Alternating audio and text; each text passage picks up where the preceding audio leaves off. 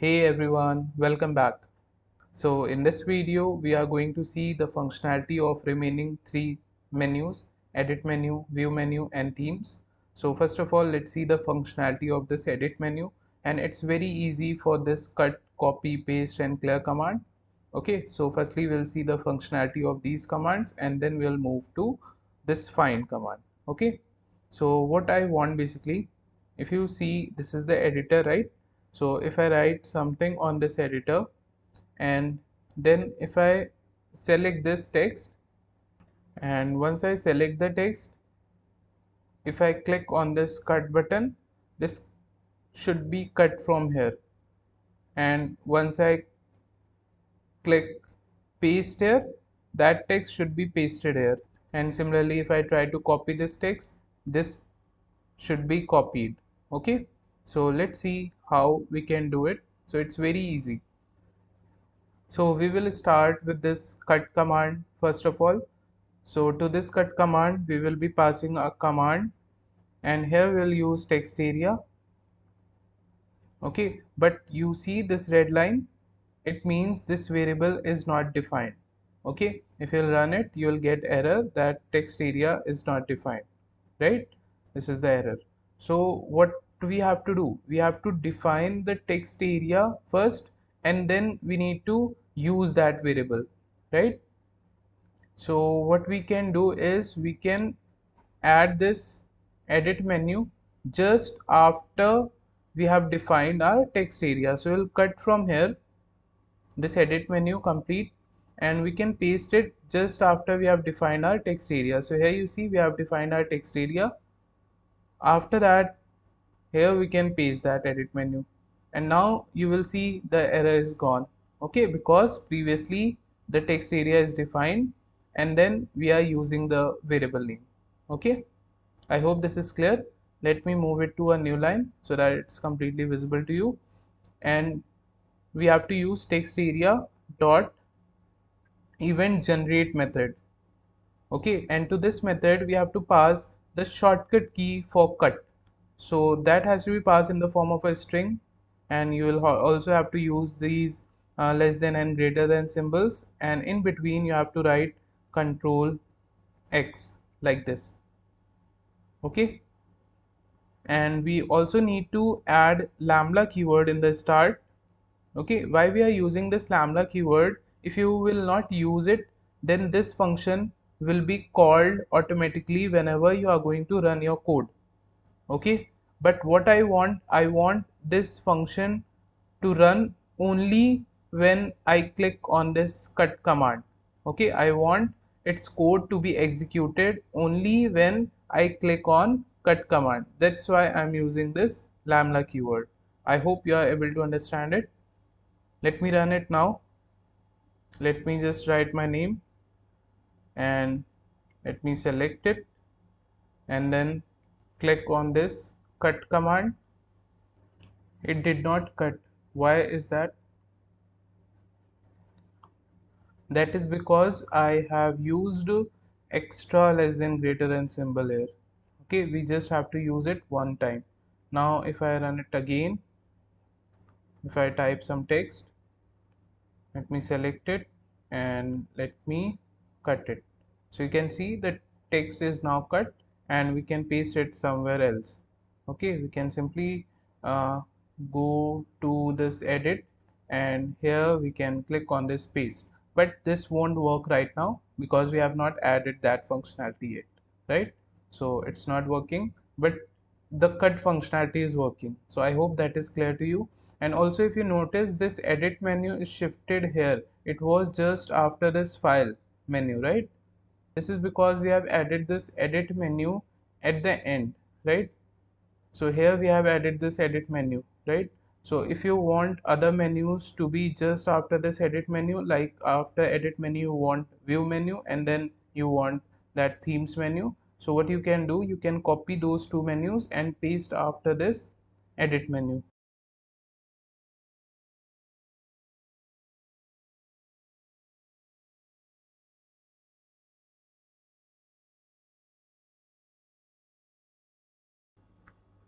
And once you cut from here, you can paste it just after your edit menu, like this.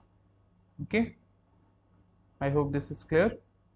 Now if I run this code, you will see the same look again.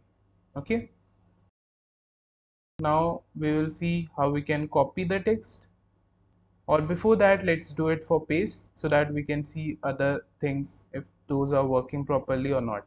Okay, so we'll go back to this edit add command, and here we will do it this time for paste. Okay, so the same thing has to be done for paste also, so we'll copy the same thing from here and we'll simply change the shortcut key. So here we'll write control V, like this, and in the same way we'll do it for copy also, and here the shortcut key will change to control C, like this.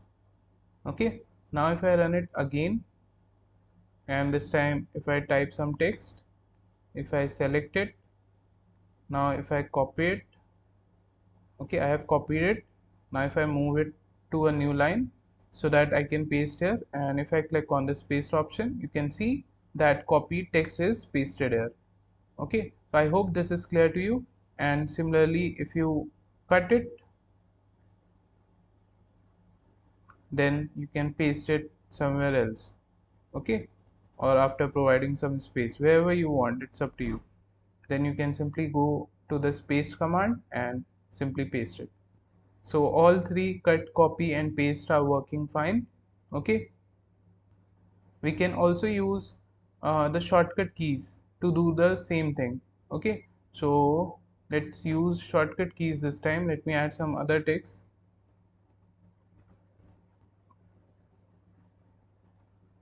Okay, so what I'm going to do, I'm going to cut this with the help of Control X. So I am pressing shortcut key Control X and this is cut, and I can paste it to a new line, like this. Similarly, I can copy some text from here with the help of Control C and I can paste to a new line, like this.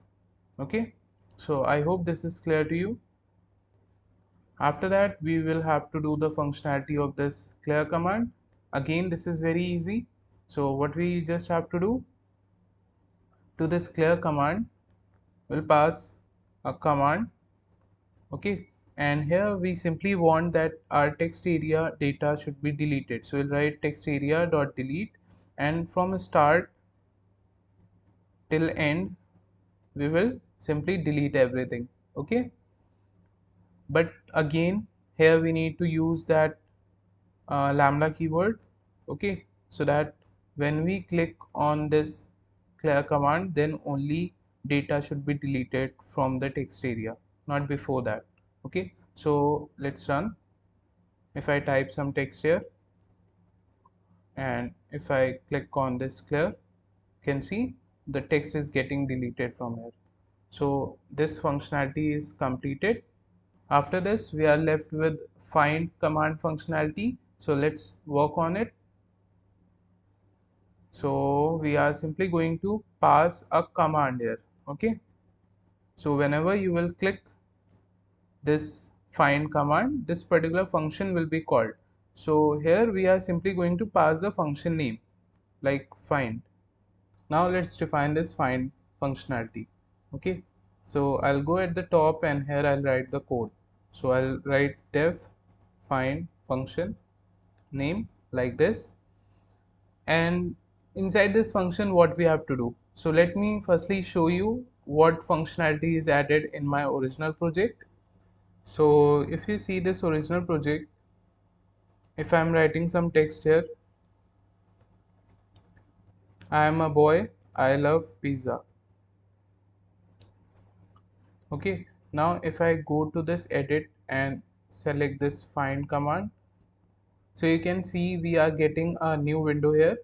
Okay, where the title is find, and inside this window we are getting a frame. This is known as label frame. So we'll see how we can create a label frame. After that, we are seeing some labels, find and replace, and its corresponding entry fields. Okay, then two buttons, find and replace. Okay, so we will firstly create this GUI.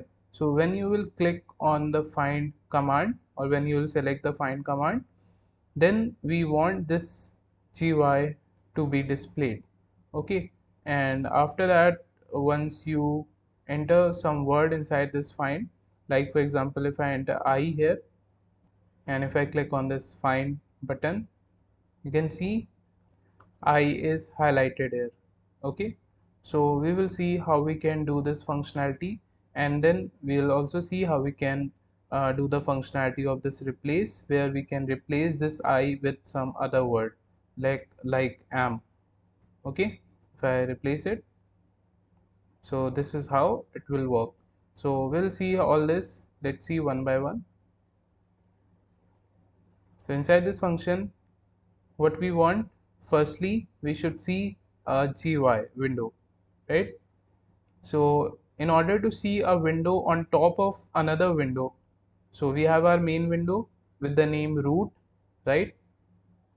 And if you want to see a window on top of that window, we'll have to use top level class. So we'll use this top level class. Okay, this helps us in creating window on top of another window, and we can give it any name like root 1. Okay, earlier window name was root, now I am giving it a name root 1. Okay, so this top level class has same methods which are present in your TK class. Okay, if I show you the TK class where we have created that, so you see this TK class, it has this title method, this geometry method, this resizable method, right? So top level also has all these methods, so we can use these methods there also. So let's go back and try to use them. Okay, we will use with the help of this root 1 object. Okay, so firstly we'll have to keep our window on loop so that we can see it continuously. So for that we'll use main loop method. Okay, now if I run it, and if I click on this find command, you can see we are seeing a window. Now let's set the title. So we'll have to write all of our lines between these two lines only. Okay, so we'll write root 1 dot title method, and here we'll simply pass the title, which will be find. Okay, once you set the title, then you have to set the width and the height of your window.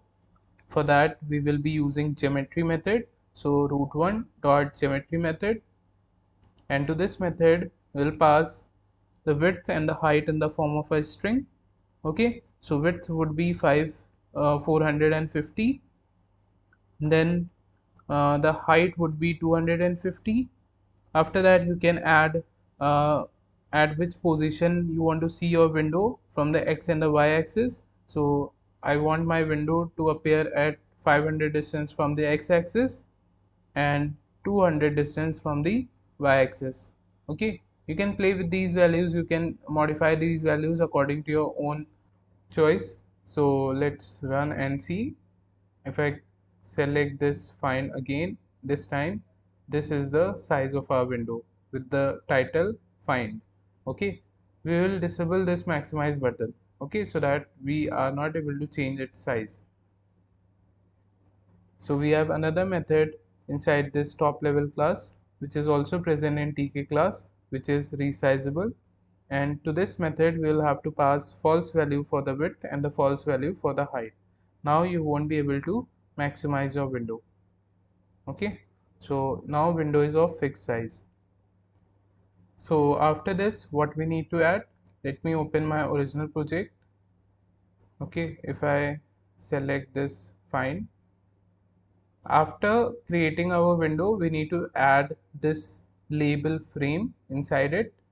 Okay, this is a label frame with the label find slash replace, and inside it we will add find label and its corresponding entry field, similarly replace label and its corresponding entry field. So let's do it till here.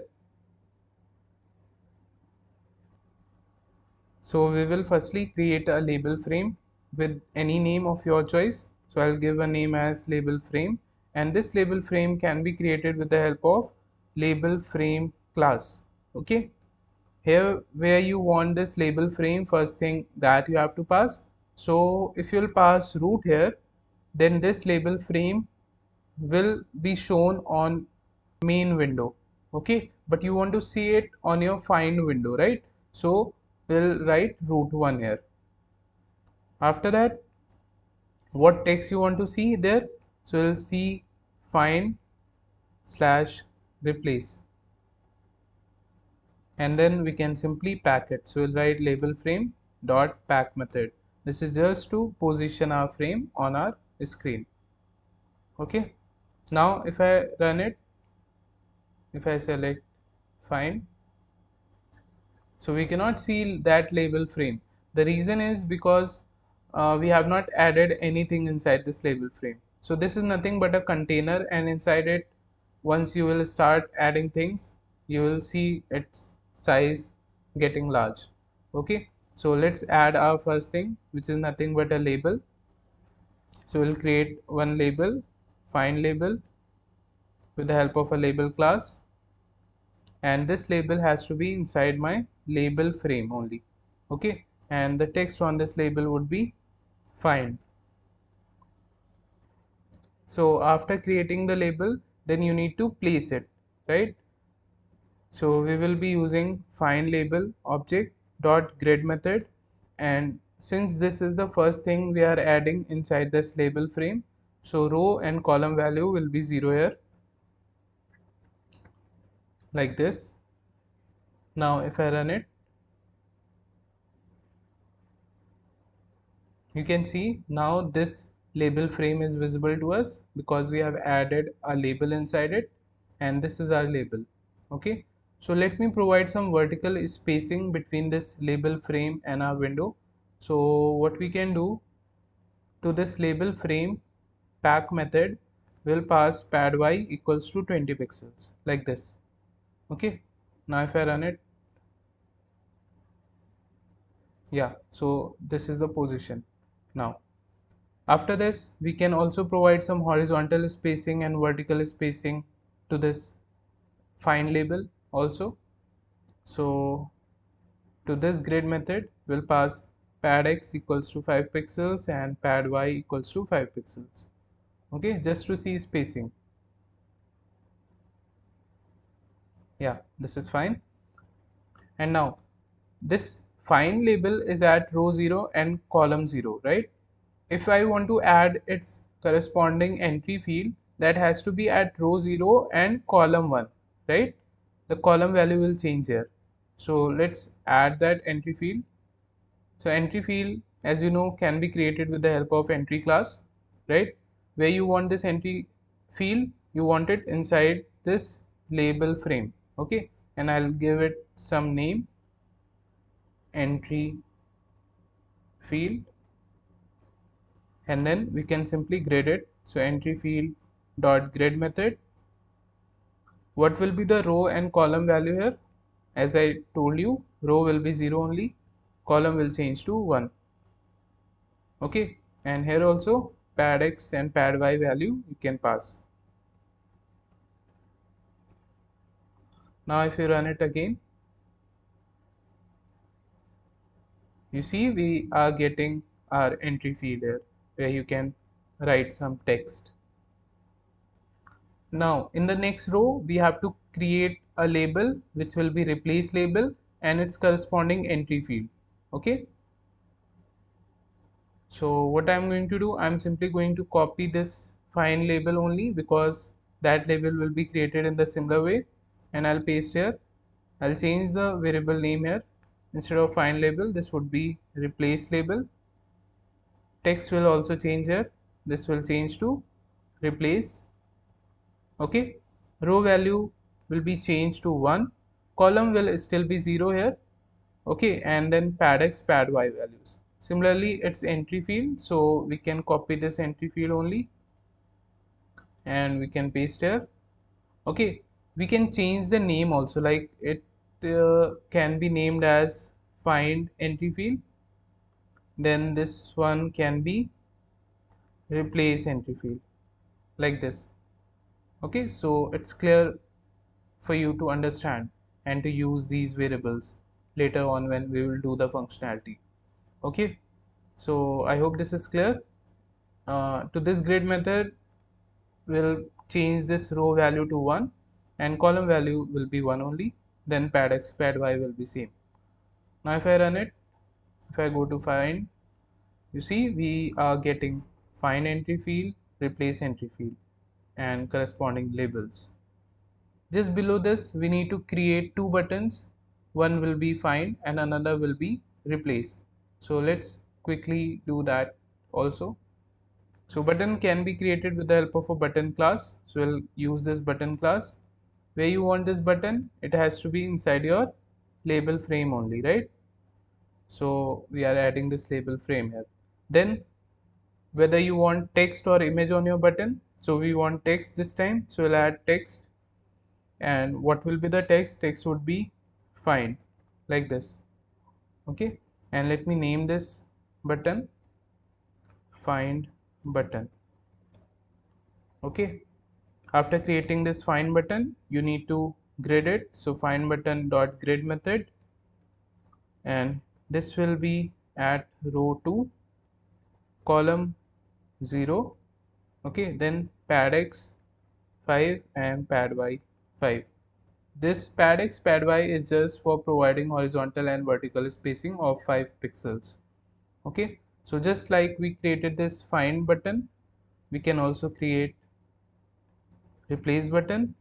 Okay, so we'll change the variable name here to replace, right?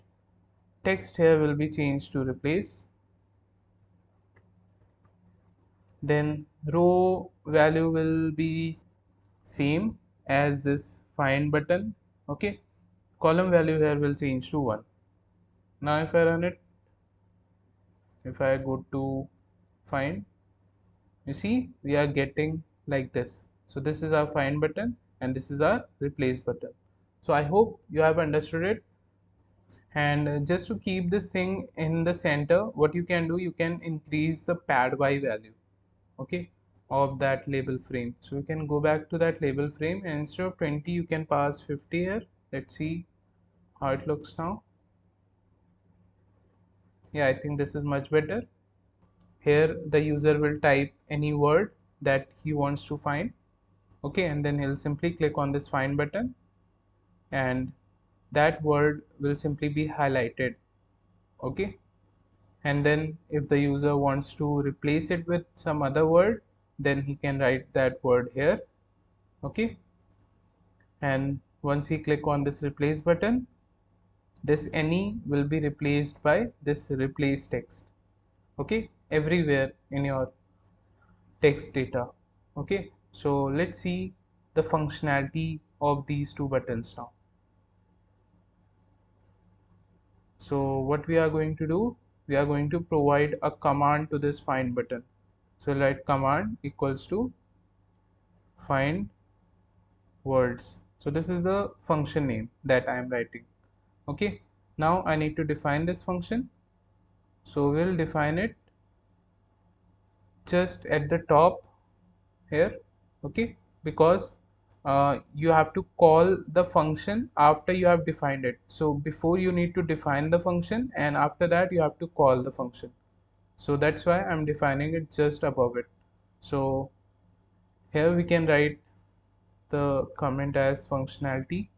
Okay, and this is our GUI, so we can add one more comment here, GUI, right? So here we'll write the functionality. So we'll write def find underscore word. I think, yeah, find underscore words is the function name only. So inside this function, firstly we need to get the word that the user will type inside the find entry field, right? So how can we get it? So we'll write find entry field dot get method.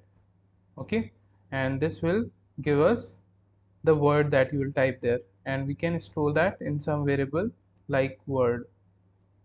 Okay, so suppose if I have typed my name Faizan on the text area, Okay, so firstly I want its starting position.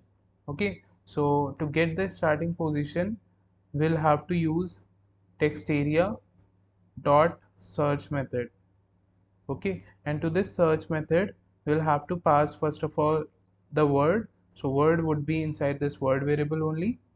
Okay, and after that the starting index and the stopping index, right, means from where you want to start searching. So we want to start searching from the start, right? So what we will do, uh, here we can create a variable like start underscore pause. So this will be nothing but a starting position, and initial starting position would be 1.0. So if you guys have noticed that whenever I have used text area dot get method, okay, everywhere I have passed 0.0. Okay, so this 0.0 can also be replaced with 1.0. Okay, actually the correct thing is 1.0, but this 0.0 also works. Okay, so we have to actually use 1.0. What it means actually, it means that we are talking about line 1 and character 0. Okay, so if we are deleting something from the text area, so we are want to delete from start till end, right? So we are simply mentioning 1.0 there. Okay, we have to actually mention 1.0 instead of 0.0. So 1.0 simply means that you want to delete from line 1 and from first character. Okay, I hope this is clear. So instead of 0.0 you can also use 1.0. So that's why here the starting position that I'm mentioning is 1.0. So it means that I'm referring to line 1, first line, and first character. So from start I'll start searching. So here I'll mention the start pose. Okay, then stop index we need to pass here. Okay, so stop index would be end. Okay, because we want to search till end. So this will give us the start position of this word. Okay, suppose if there is my name, right, I am Faizan Khan. So if you want to search Faizan, okay, so this search method will give you the starting position of this Faizan. Okay, in a sentence I am Faizan. Okay, that I can store in some variable start underscore pause. So let me print this variable so that you can understand what is there inside it. Okay, if I run it now, if I select this find command, and before that I'll have to type some text here. Like if I type my sentence here, I am Faizan. Okay, this is what I was saying. And now if I have to search the position, the starting position of this Faizan. Okay, so what I'll do, I'll enter the word as Faizan here, then I'll click on this find button. Okay, now let's see what is getting printed there. So if you see it's 1.5. So what is meant by 1.5? It means we are referring line number 1, right? So the text is on line number 1, this is correct. What is this 5? So if you count, if I run this code again, and here if I write again the same line, so I told you in 1.5 1 is referring to line 1, so this is nothing but line 1, and 5 is referring to the characters. So if you see I is at 0th position, then this space it is at first position, then A is at second position, M is at third position, then space is at fourth position, then the position of this F is 5, right? So that's why we are getting the starting position as 5, right? So we are getting 1.5, where 1 is line number 1 and 5 is the position of this F. So basically the starting position of this word that you are searching. Okay, I hope you are able to understand it. So we got our starting position of that word. Okay, we also want the end position of the same word. Okay, so to get the end position, we'll create a variable end pose. Okay, so we have our starting position, and if we add it to the length of the word that you are searching, we'll get our end position, right? If suppose the starting position of Faizan was 5, okay, then if you calculate the length of Faizan, it would come as 5, right? So 5 would be added to 5, then we will be getting simply the end position. Okay, so how will we get the end position? I'll use this ever string just to concatenate variable with the text, with a string basically. Okay, so in curly braces we need to mention the variable, so here we'll mention the start pose variable. Okay, then we need to calculate the length, right? So we'll again mention curly braces, and this time here we'll use this len function, and to this we'll simply pass the word. Okay, suppose Faizan is passed to it, so it will calculate the length of Faizan, and at the end we need to add the C character. So if I print this end position variable also, let me run it. If I write the same line again, if I go to find command, and here if I search for Faizan, okay, if I click on this find, so now see what is getting printed. We are seeing 1.5 plus 6c. So what does it mean? Sorry, actually I told you there are 5 characters in Faizan, but if you'll see there are 6 characters. Sorry, my mistake. There are total 6 characters, Faizan, right? So we are getting the start position of our text Faizan, okay, and to that we are simply adding the length of Faizan, which is 6, right? And then we are simply adding the C character. So this is nothing but the end position. So we got our start position and we got our end position. So why we are calculating this start position and this end position? We are calculating it so that we can create a tag at this start position and this end position. So what is this tag? When you create a tag, okay, then you will be able to change its text color and its background color in text area. Okay, so tag would be nothing but the words that you will be searching. Okay, so in order to change the text and background color, we will have to create a tag. Okay, and then we can simply configure that tag. So how will we do it? We'll be writing text editor or text area. Okay, then our tag add method, and to this method we firstly have to add the tag name. It can be any name of your choice. I'll go with match. Okay, and then you need to enter the starting and the end position. So starting position is inside this start pause variable and end position is inside this end pause variable. Okay, so our tag will simply be created, and inside that tag it can be my name or any word whichever you will search. And after that what I'm going to do, I'm simply going to configure that tag. So I'll write text area dot tag config, and to this method we'll have to pass the tag name that you want to config. So our tag name was match. Okay, and what you want to do to this tag, we want to change its text color and its background color. So we'll write foreground for text color, and here we can change the text color to red. Okay, and then we can also change the background color, so we'll write background equals to yellow.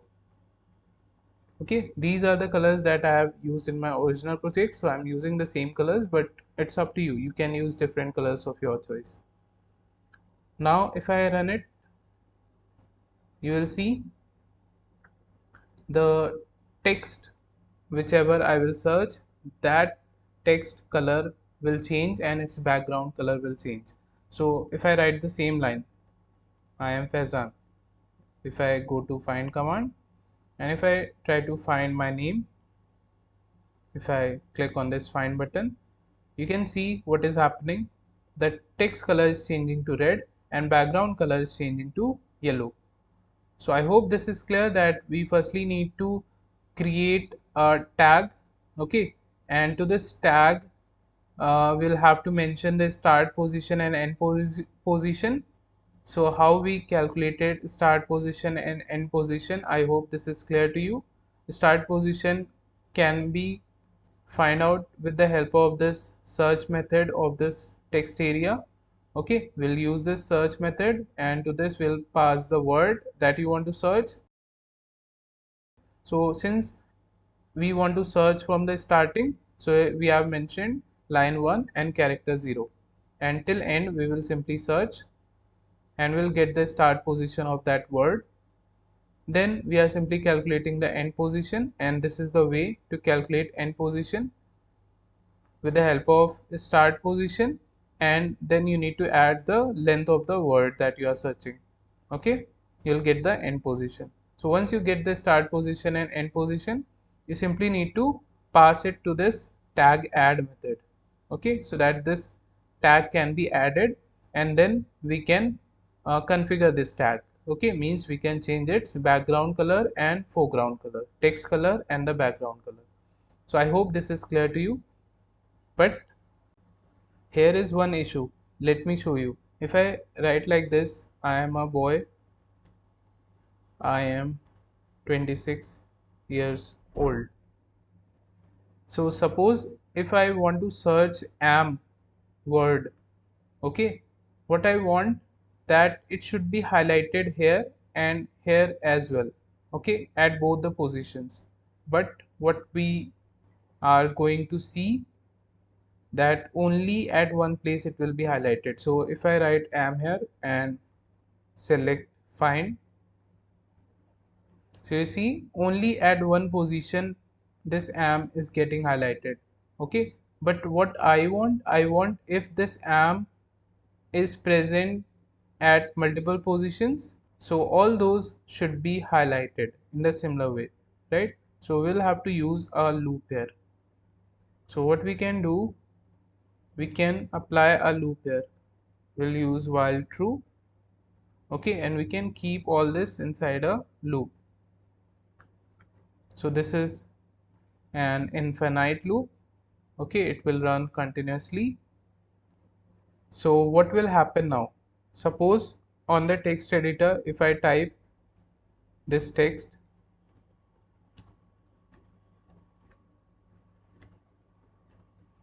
and if I want to search this I word everywhere on my text area, okay, so I'll pass inside this entry field I, right? So inside this word we'll get I, and I start position will be searched. Okay, so if you see what will be the start position of our first I, it would be 1.0.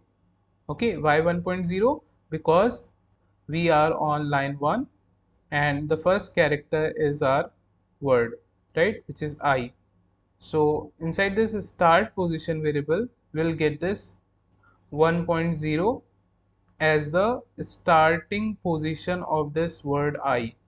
Okay, then the end position will be calculated, and how end position will be calculated, start position which is 1.0 and then length of word, so length of I is nothing but 1.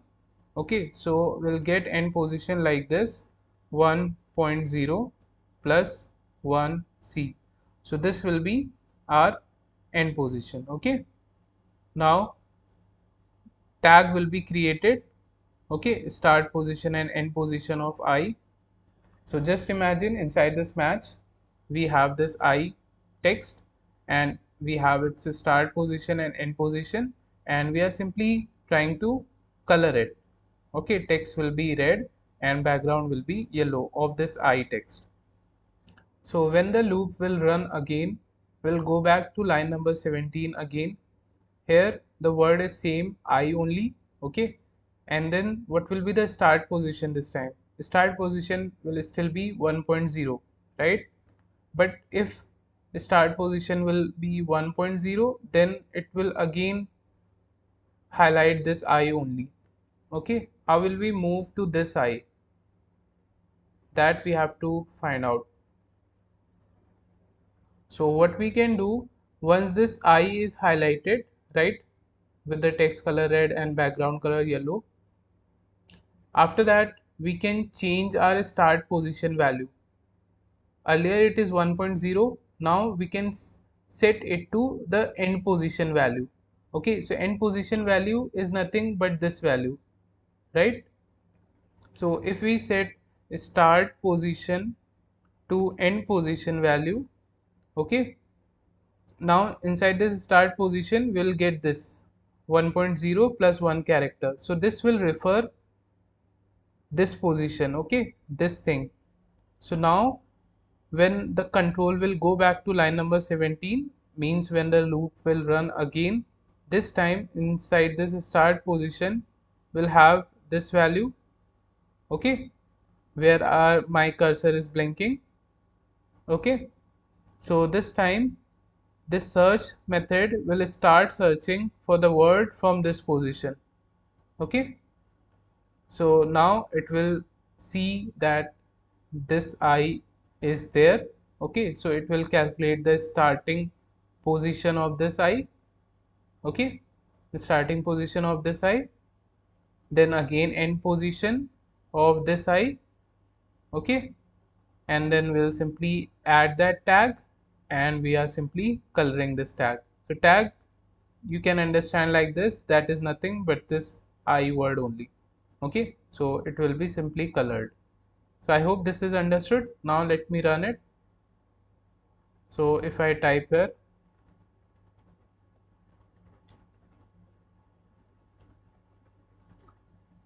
so I have written the same line here. Let me search for I only. And if I click on this find, you can see at both the positions our I is highlighted. Similarly, if you'll search for some other word, like for example am, so at both the positions am is highlighted. So I hope this is clear to you. So if you see, we are getting an error here, bad text index null, okay. This error is because this while loop is running continuously, right?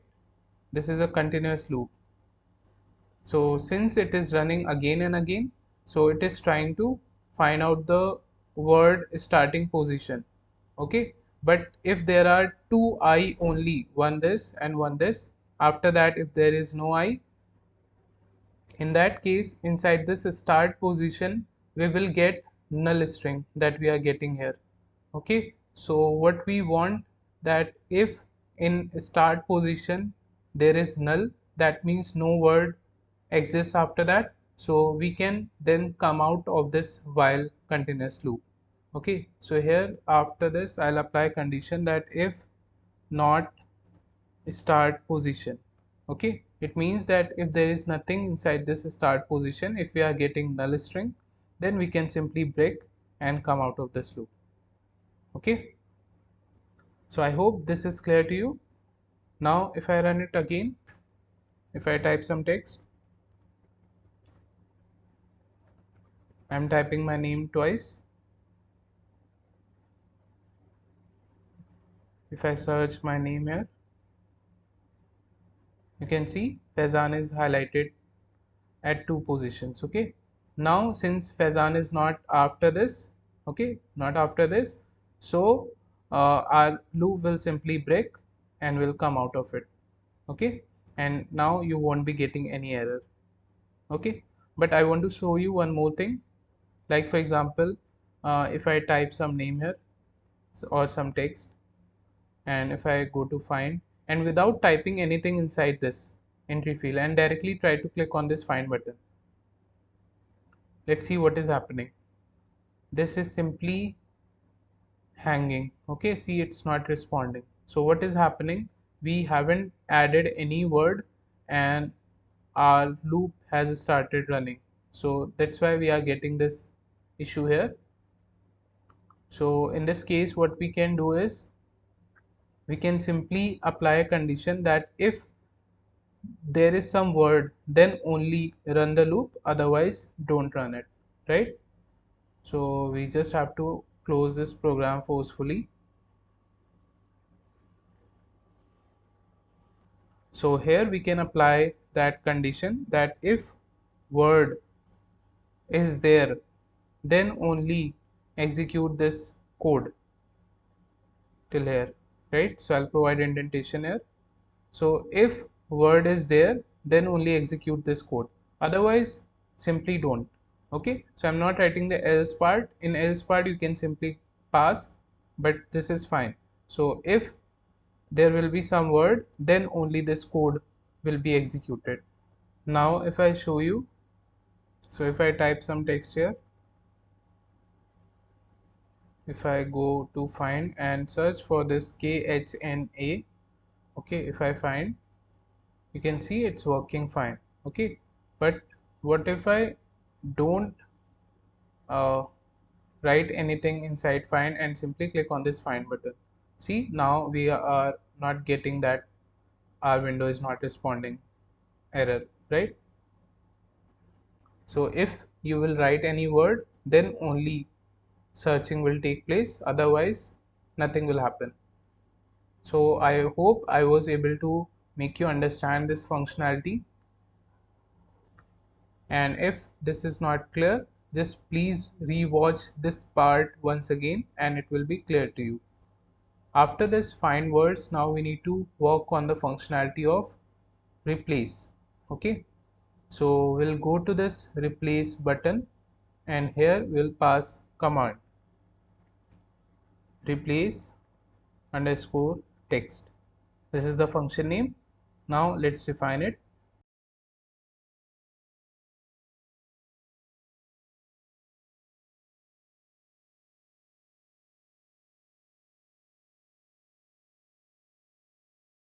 Here what we want to replace, we want to replace the text that is given on our find entry field, right?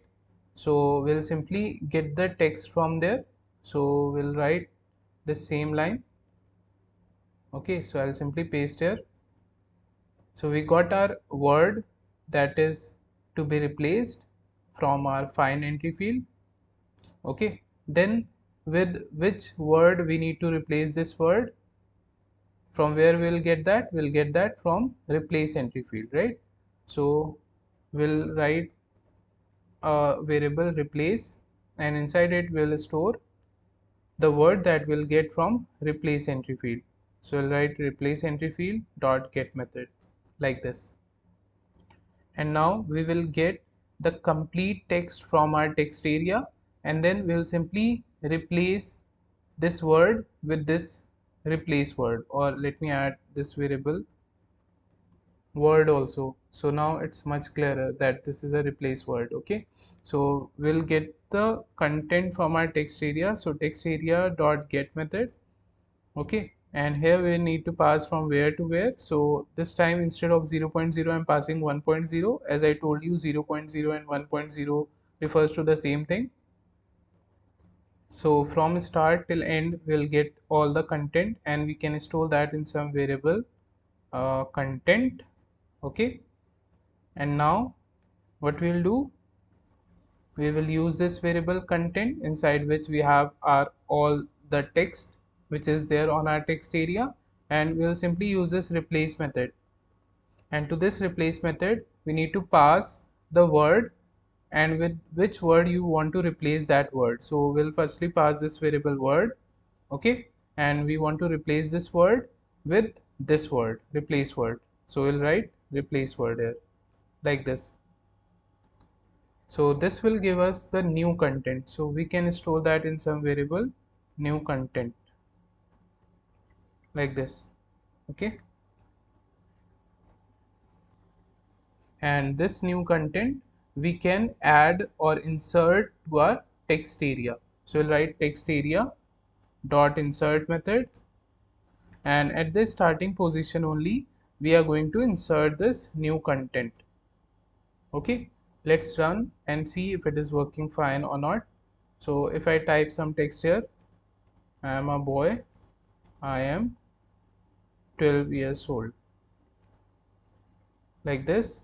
Now if I go to find, and here if I type some word like I want to search am, okay, and I want to replace with was. Okay, now firstly let's find. So if I click on this find, you see these are the words. Okay, now if I want to replace this am with was, so I'll simply click on this replace, and once I clicked on this replace, what happened here? What happened? See, the text that I wanted is inserted here, but this previous text is not getting deleted. So what do we want? We want that before inserting the new text, we want to delete the previous text that is there on our text area. So we'll write text area dot delete method, and from start till end we will delete anything. Again, let me tell you, we can also use 0 comma 0, that will mean the same thing, but if you want you can use 1.0 also. Let's run again.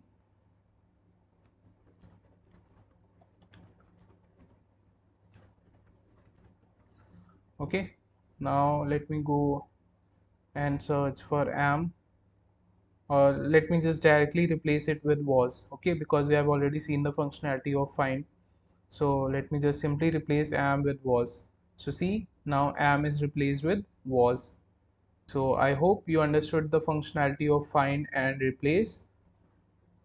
And if I show you one more thing here, if we go to find, and suppose if I find was this time, you can see it is highlighted at 2 positions. Okay, now if I find some other word like for example I, so you can see was is still highlighted, but what I want, once I find some other word, the previous highlighted words should become normal, right?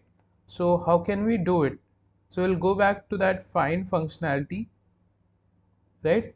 So here what I want, so I want when the user clicks on find button, if any tag is already created, I want to remove that tag first, which means if any words which are highlighted, that should be first become normal. Okay, then whatever word that you are searching, that should be highlighted, right? So in the start only I'll write text area dot tag remove method. Okay, and to this we need to pass the tag name. So tag name, as you remember, I have defined match, so I'll pass match here, and then the start and the end position. So start would be 1.0 and end would be at the end, like this. Now we won't see that issue. So if I write the same text again,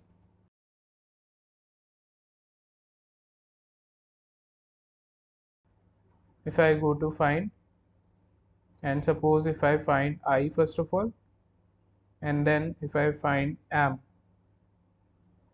so now you can see I is firstly becoming normal and then am is getting highlighted. Okay, so I hope this is clear to you.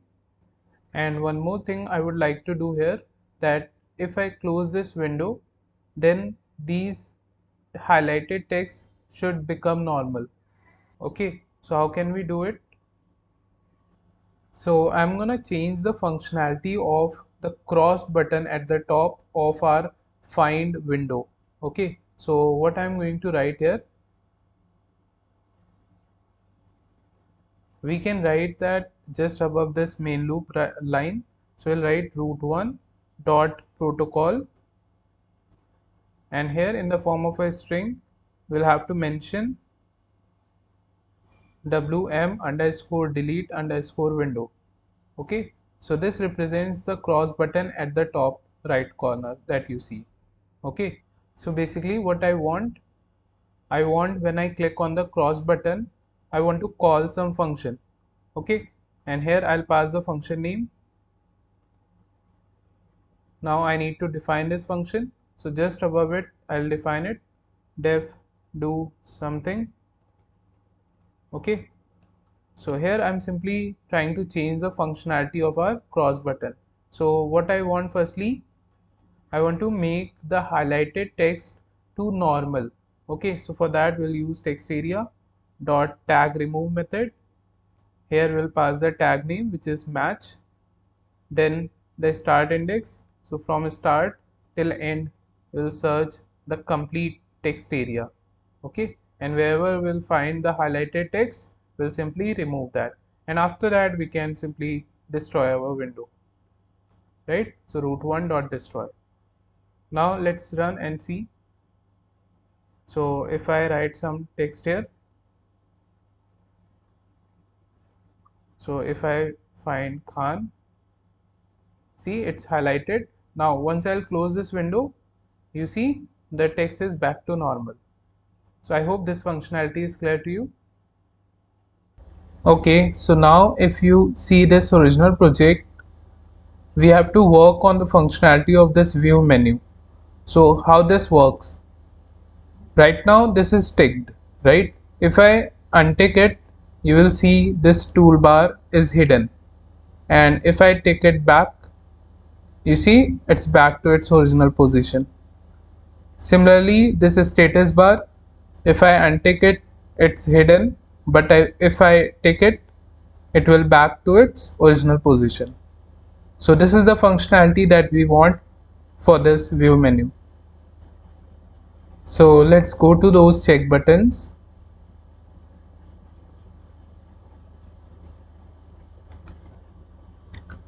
So here we have our check buttons. Okay, if you remember, we have passed this variable as show toolbar. Okay, and this variable was boolean type. It means it can only store two values, true and false. Then we define this on value and off value. So what happens when you check the check button? In that case, inside this variable we get this true value, and when you uncheck it, then we get this false value. Okay, so with the help of this variable, we will be able to find out that whether the user has checked the check button or unchecked it. So we need to define a function, and before that let me call that function from here. Okay, so let me minimize this and move it to a new line, and here I will pass a command equals to toolbar func, like this. Okay, and I'll define this function at the top. So just inside this functionality part comment, I'll write def toolbar func.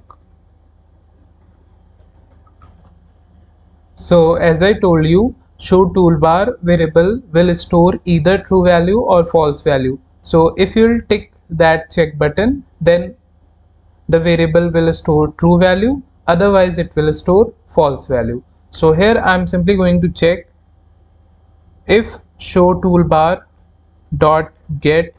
If this will give us false, it means our check button is unchecked.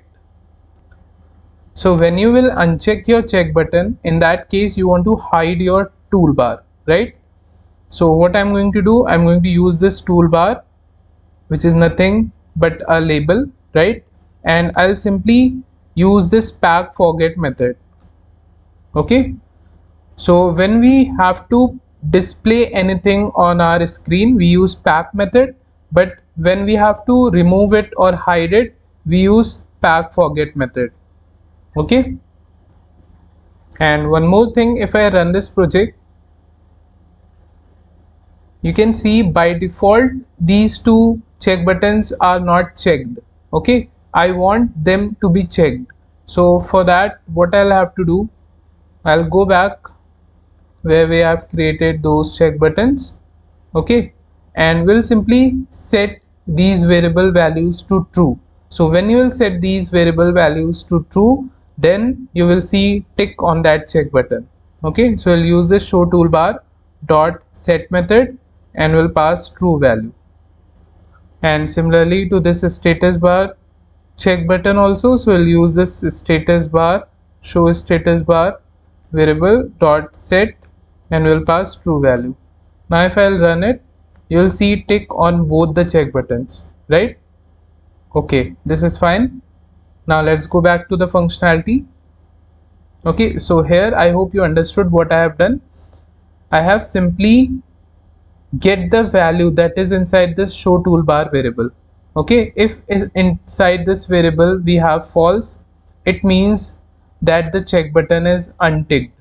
If it is unticked, we simply have to hide our toolbar, right? So if I run it, as you can see, it is ticked right now.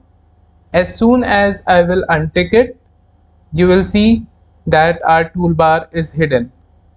Okay, but if I'll tick it back, nothing will happen because we have not added that functionality. What will happen if inside that show toolbar we will get true value, right? So in case of true value, we will simply pack it again, right? So we'll check if show toolbar dot get results in true. Okay, it means user is trying to check the check button. In that case, we'll simply pack it back. But we will see one issue, and what is that? Let me run this code again. So if I untick it, it's hidden, but if I tick it, you can see when I ticked it, it is getting packed at the bottom here. Okay, so how can we pack it back on the top? So we will firstly have to unpack this text area, then we will pack this toolbar, and after that we'll pack this text area again. Okay, so as I told you, in case of pack, first thing is packed first and then you will see the second thing getting packed. Okay, so what I'm going to do here, firstly I'll unpack our text area. So I'll write text area dot pack forget. Okay, then we'll pack the toolbar, and once the toolbar is packed, after that we want to see the text area, right? So we'll write text area dot pack. Let's see if this works fine or not. So if I go to view and click on this toolbar, it's hidden. If I click on it again, so we are getting like this. So what we'll do, inside this pack method, okay, we'll write fill assign x. Okay, and this text area has to be packed on both the sides, right? So we'll mention fill assign both, and we'll also add expand to true or 1. Okay, now if I run it, if I untick it and if I take it back, you can see it's working fine now. Okay, so I hope this is clear to you.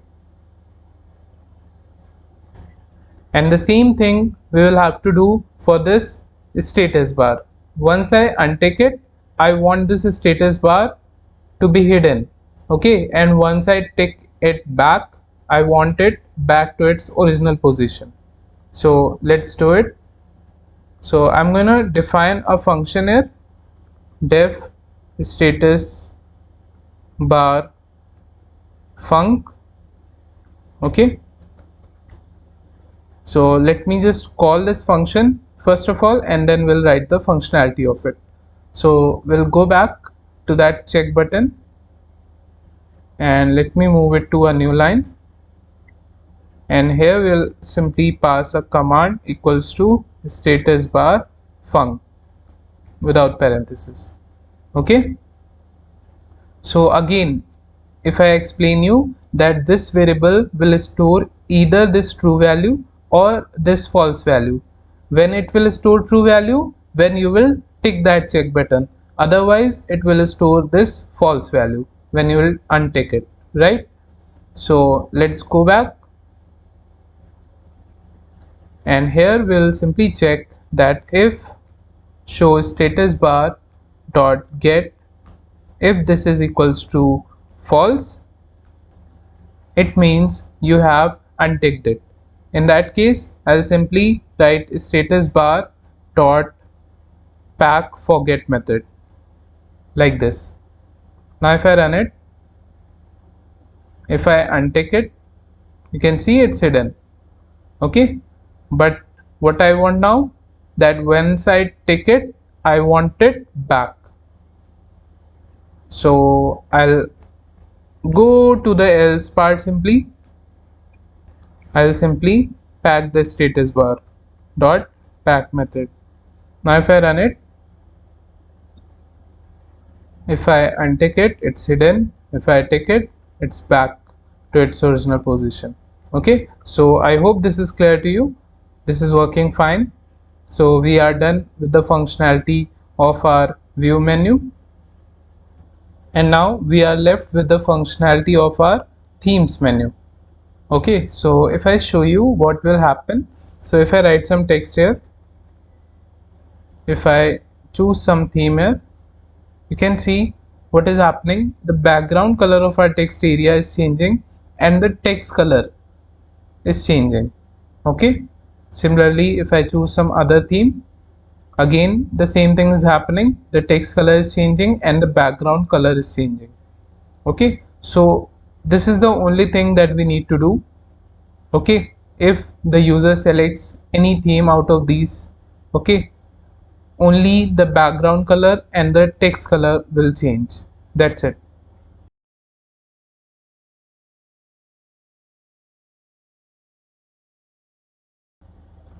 So I'm gonna define a function here, def change theme. Okay, and it will take two arguments. One would be bg color, which will be nothing but the background color, and the next one would be fg color, which would be the text color. Okay, and inside this function, what I'm going to do, I'm going to use this text area object dot config method, and I'll simply update the background color and the foreground color.